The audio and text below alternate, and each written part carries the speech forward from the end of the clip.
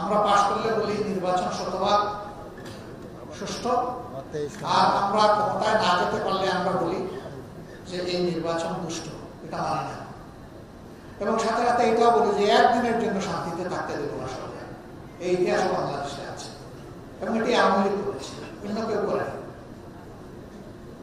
Unfortunately ফ্যাসিবাদীরা বিদায় নিয়েছে, কিন্তু ফ্যাসিজম বাংলাদেশ থেকে এখনো বিদায় নেই। তার কালো ছায়া এবং ভোগ এখনো জাতির ঘাড়ে রয়ে গিয়েছে। এজন্য প্রয়োজন হবে একটি অবাধ, সুষ্ঠু এবং গ্রহণযোগ্য নির্বাচন অনুষ্ঠানের, যার মধ্য দিয়ে একটি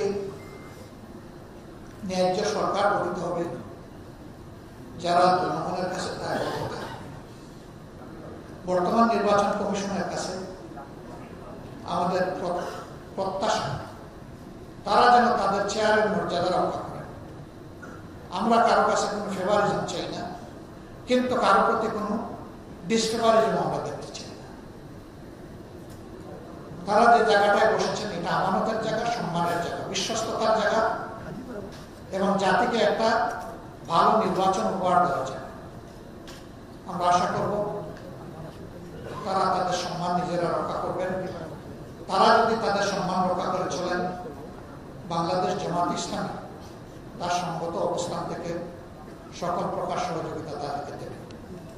কিন্তু যদি এখানে কোনো ব্যতিক্রম আমরা লক্ষ্য করি, তাহলে অবশ্যই সে দায়িত্ব আমরা পালন করবো, আমরা চলতে হবে। তবে আমরা আশা করতে চাই যে তারা সঙ্গত দায়িত্বটাই পালন করবে।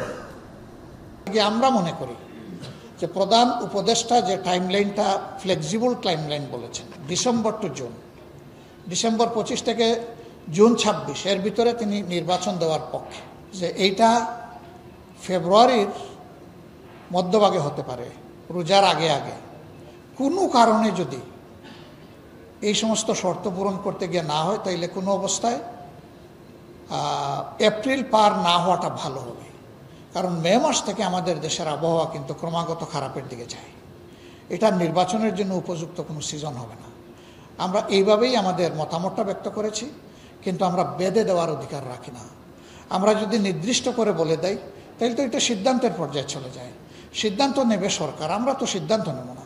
আমরা আমাদের মতামত জানাতে পারি, আমাদের দাবি জানাতে পারি, আমরা সেটি জানিয়েছি।